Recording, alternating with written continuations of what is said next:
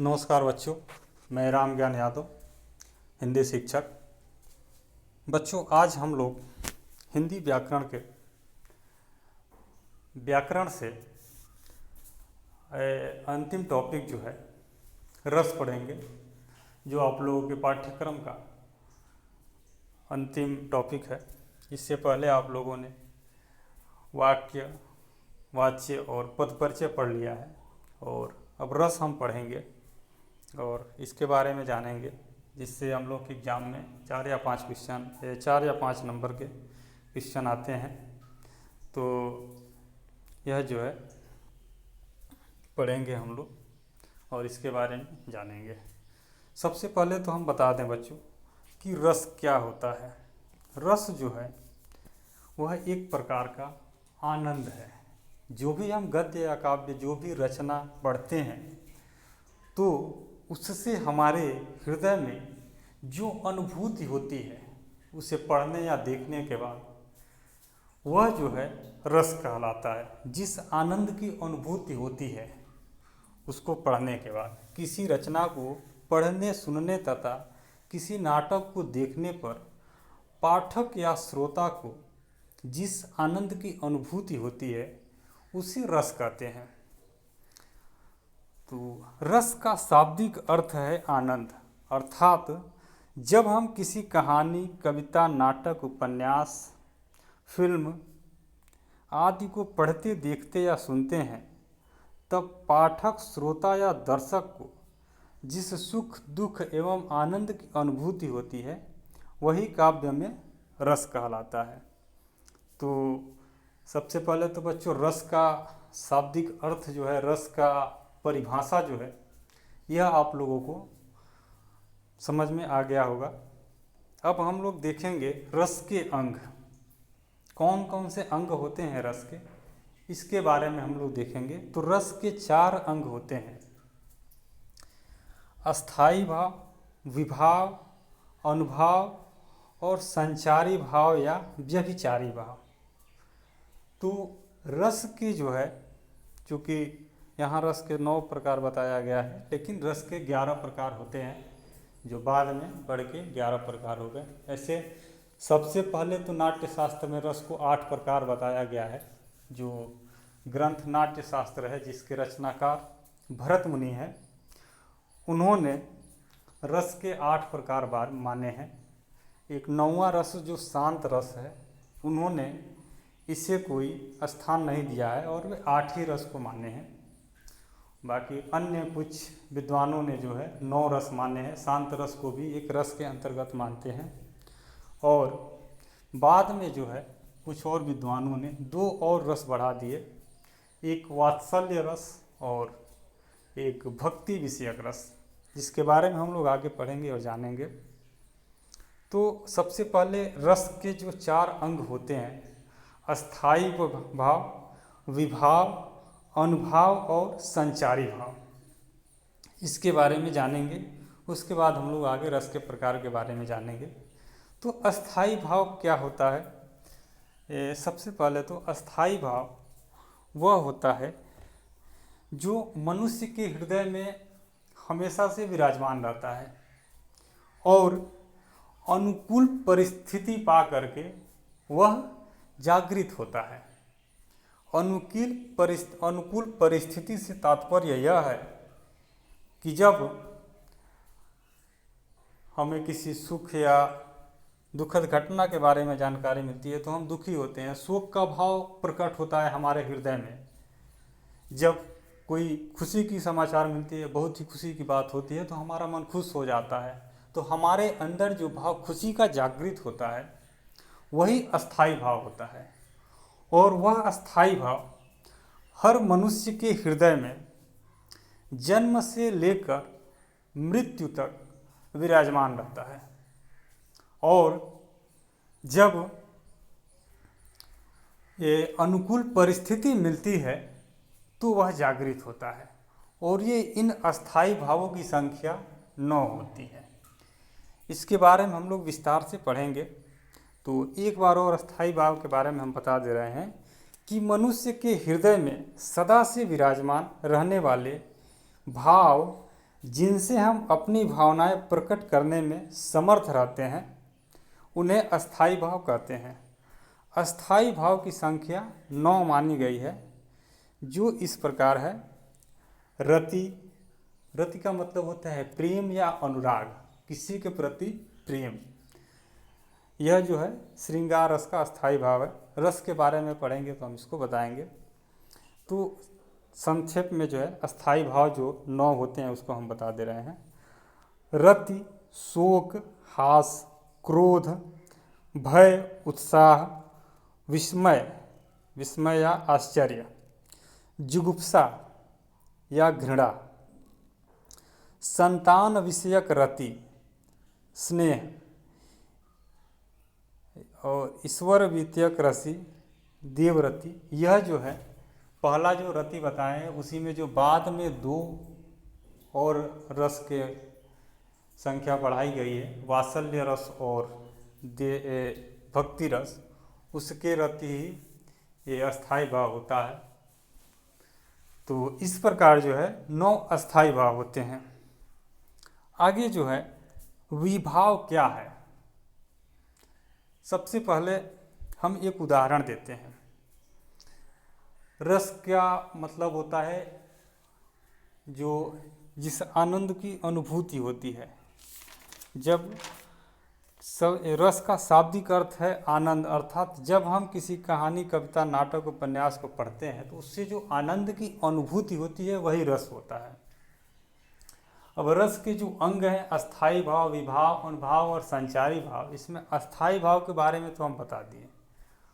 अब विभाव, विभाव का मतलब होता है क्या कारण है जिसकी वजह से अस्थाई भाव जागृत हो रहा है। तो जो कारण होता है वही जो है विभाव होता है। जिस कारण से श्रोता या कवि या नायक नायिका के हृदय में अस्थाई भाव जागृत होते हैं।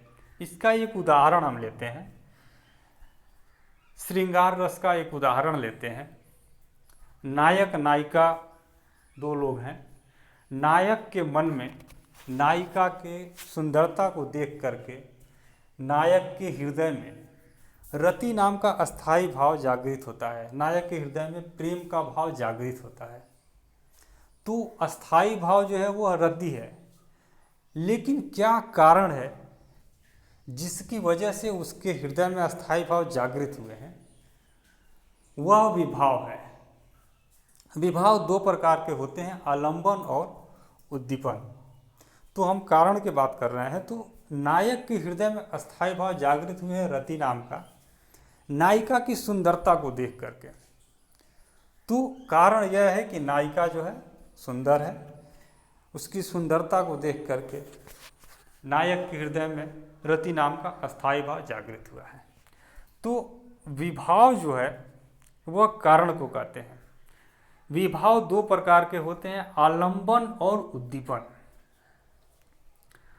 आलंबन में नायक और नायिका को लेकर के बात करें या अन्य रसों पर भी बात करेंगे, तो जिसके हृदय में अस्थाई भाव जागृत होता है वह आश्रय होता है। आलंबन 2 प्रकार के होते हैं, आश्रयालंबन और विषयालंबन। तो जिसके हृदय में अस्थाई भाव जागृत होता है वह होता है आश्रय, और जिसके लिए जागृत होता है वह होता है विषयालंबन। उद्दीपन क्या होता है? उद्दीपन एक तरह से बाह्य वातावरण से, जो अस्थाई भाव जागृत हुए हैं उसके बाह्य वातावरण क्या है। नायिका की सुंदरता है, नायिका जिस जगह पर खड़ी है वहाँ के बाहर के प्राकृतिक दृश्य बहुत सुंदर है, ये सारी चीज़ें उद्दीपन के अंतर्गत आती हैं। अब बात करेंगे अनुभाव। अनुभाव क्या होता है? तो आश्रय की चेष्टाएं अनुभाव के अंतर्गत आती है। यानी हमने श्रृंगार रस में नायक के बारे में बात किया था, आश्रय जो है वह नायक है। तो आश्रय की चेष्टाएं, यानी चेष्टा का मतलब होता है वह मनोवृत्ति जो किसी वस्तु की प्राप्ति की ओर ध्यान ले जाती है। नायक के मन में जो ध्यान आकर्षित हुआ है, जिसकी वजह से वह नायिका पर आकर्षित हो रहा है, वह जो है अनुभाव होगा। तो अनुभाव के अंतर्गत जो है आश्रय की चेष्टाएं आती है। भाव का बोध कराने वाले कारण अनुभाव कहलाते हैं। यानी आश्रय की वे बाह्य चेष्टाएं जिनसे यह पता चलता है कि उसके हृदय में कौन सा उद्बुद्ध भाव, एक कौन सा भाव जो है उत्पन्न हुआ है। यानी नायक नायिका को देखता है तो उसके अंदर प्रेम का भाव उत्पन्न हुआ है।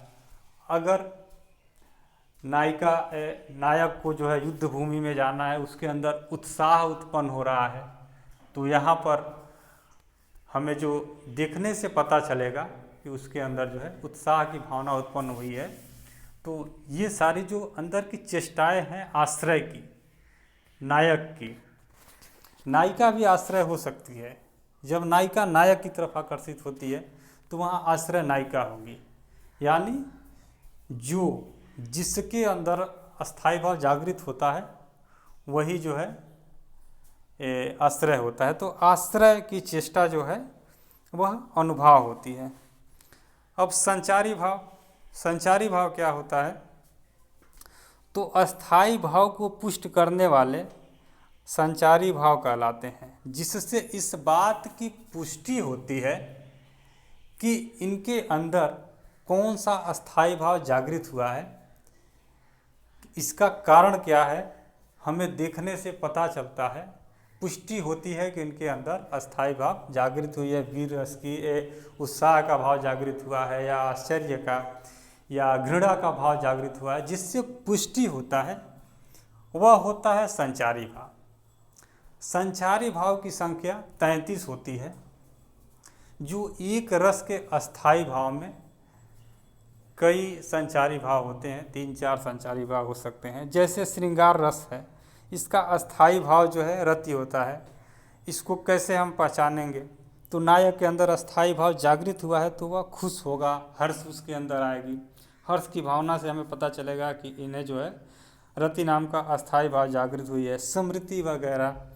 तो इसी तरह अगर हास्य रस की अस्थाई भाव जो है हास है, यह भी हमें पता कैसे चलेगा? कोई हंस रहा है, कोई आश्चर्यजनक बातें हो रही है, तो लज्जा वगैरह आदि जो है हास्य रस के अंतर्गत आएंगे। करुण रस के बारे में हम लोग कैसे, इसका संचारी भाव जो है शंका, शोक, चिंता, ये सारी चीज़ें जो है तो ये होते हैं संचारी भाव। संचारी भाव की संख्या 33 होती है, जिससे इस बात की पुष्टि होती है कि आश्रय के हृदय में कौन से अस्थाई भाव जागृत हुए हैं। तो ये बच्चों था रस के अंग। अब जो है हम लोग रस के प्रकार के बारे में चलेंगे और इसके अस्थाई भाव के बारे में बात करेंगे। तो आप लोग देखेंगे रस की संख्या ऊपर 9 बताया गया है, जो श्रृंगार रस, रौद्र रस, भयानक रस, हास्य रस, शांत रस, विभत्स रस, वीर रस, करुण रस, अद्भुत रस है। लेकिन आगे चल के और भी संख्या को बढ़ाया गया है, जिस पर हम लोग बात करेंगे। तो सबसे महत्वपूर्ण बात यह है कि यहाँ पर रस 10 प्रकार के बताए गए हैं। ये भक्ति रस को अभी नहीं बताया गया है, मैं बाद में बता दूंगा। तो श्रृंगार रस, जिसका अस्थाई भाव होता है रति, रति नाम का अस्थाई भाव जागृत होता है, और इसके अंतर्गत जो है नायक और नायिका के प्रेम का वर्णन किया जाता है। हास्य रस का अस्थाई भाव होता है हास। इसमें जो है वाणी या अंगों के विकार से उत्पन्न हंसी या उल्लास जो है का भाव उत्पन्न होता है। करुण रस का अस्थाई भाव होता है शोक। अब शोक कब होगी? जब वियोग होगा, कोई दुख होगा, तब हमारे अंदर शोक होगा। किसी हानि के कारण उत्पन्न हुआ दुख, कोई नुकसान होता है उससे भी दुख होगा, कोई परीक्षा में फेल होता है उससे भी दुख होगा, किसी वजह से पिताजी माताजी डांट रहे हैं उससे जो दुख होगा वह करुण रस के अंतर्गत आएगा। और इसका अस्थाई भाव हमारे अंदर क्या होगा? शोक होगा। शोक की वजह से जो है हमें करुण रस की उत्पत्ति होती है। चौथा है रौद्र रस। रौद्र रस का अस्थाई भाव होता है क्रोध। और दया, दान, वीरता आदि प्रकट करने के कारण उत्पन्न आनंद जो है वह रौद्र रस के अंतर्गत आता है। भयानक रस का अस्थाई भाव होता है भय, जहाँ हमें पता चले कि डर लग रहा है किसी बात को लेकर के, विनाश करने में समर्थ या वस्तु को देखकर उत्पन्न व्याकुलता। विभत्स रस का अस्थाई भाव होता है जुगुप्सा या घृणा, किसी घिनौने पदार्थ को देख करके, किसी कोई घिनौनी बात हो जिससे घृणा उत्पन्न होती हो, तो वहाँ पर जो है हमारा विभत्स रस की उत्पत्ति होगी। वीर रस का अस्थाई भाव होता है उत्साह, वीरतापूर्ण कार्य के कारण उत्पन्न भाव वीर रस के अंतर्गत आते हैं। अद्भुत रस का अस्थाई भाव होता है आश्चर्य, जहाँ कोई आश्चर्यजनक बातें हैं, अचानक कोई ऐसी बात आ जाती है जिससे हमें आश्चर्य होने लगता है, आश्चर्य की अनुभूति होने लगती है, तो वहाँ पर जो है अद्भुत रस होता है। शांत रस का अस्थाई भाव होता है निर्वेद, उदासीनता का भाव।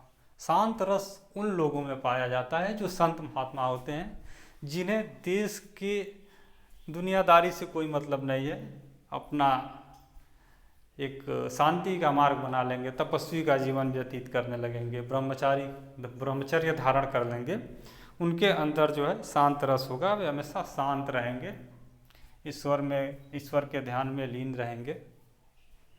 वात्सल्य रस, संतान प्रेम, वात्सल्य रति जो है वात्सल्य रस के अंतर्गत आता है, जहाँ संतान अपने से छोटे के प्रति कोई स्नेह या माता पिता का अपने पुत्र के बच्चे के प्रति जो प्रेम है, वे सारे जो है वात्सल्य रस के अंतर्गत आएगा। और ये 11वां रस जो है भक्ति विषयक रस, जिसमें भगवान ईश्वर की भक्ति में लीन रहना और ईश्वर के ध्यान में मग्न रहना, वहाँ पर जो है भक्ति विषयक भक्ति रस होता है, और इसका अस्थाई भाव होता है रति, भक्ति विषयक रति या देव रति। तो ये सारी चीज़ें हैं। और सबसे पहले श्रृंगार रस पर आज बात करेंगे।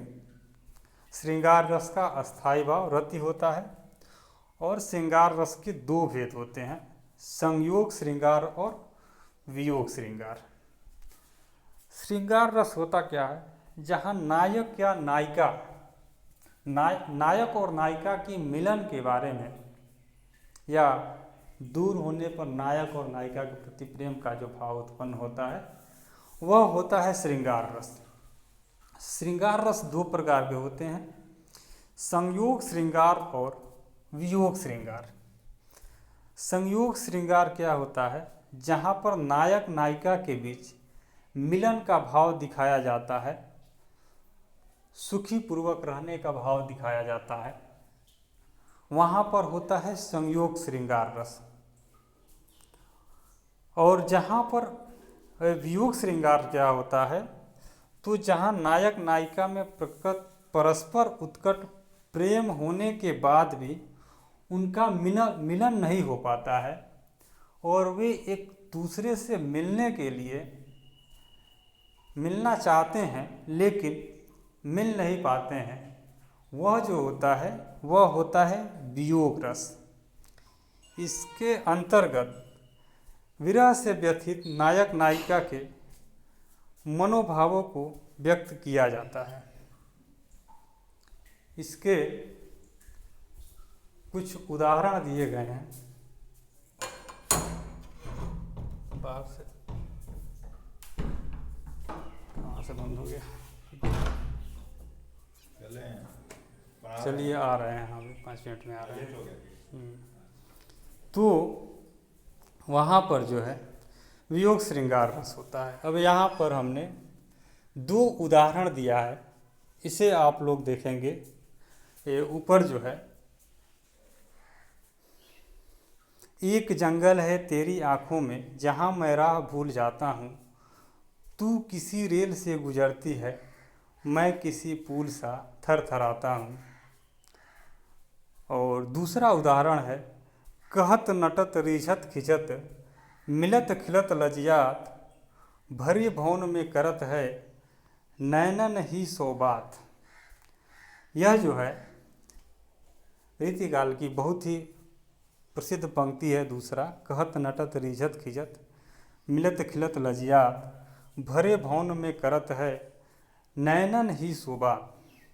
यानी नायक और नायिका जो है अपने पूरे परिवार के साथ पूरे भरे भवन में बैठे हुए हैं और नायक और नायिका जो है अपने आँखों की इशारा से ही एक दूसरे के मनोभावों को समझ लेते हैं, बात कर लेते हैं पूरी भरी सभा में ही, और जो है सारी बातें कर लेते हैं। तो कहत नटत रिझत खिजत मिलत खिलत लजियात भरे भवन में करत है नैनन ही सो बात। अपने आँखों से सारी बातें कर लेते हैं। वह जो यहाँ पर जो है नायक और नायिका के मिलन के बारे में वर्णन किया गया है।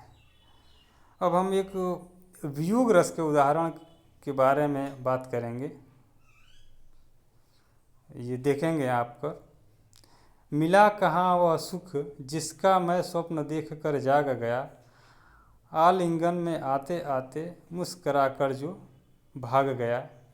यहाँ जो है स्वप्न में भी नायिका से मिलना चाहते हैं लेकिन वे मिल नहीं पाते हैं। और मधुबन तुम कत रहत हरे विरह वियोग श्याम सुंदर के ठाड़े क्यों न जरे। और भी उदाहरण है जिससे आप लोग देखेंगे और समझेंगे। बाकी आगे जो है हम लोग अगले क्लास में पढ़ेंगे। धन्यवाद बच्चों।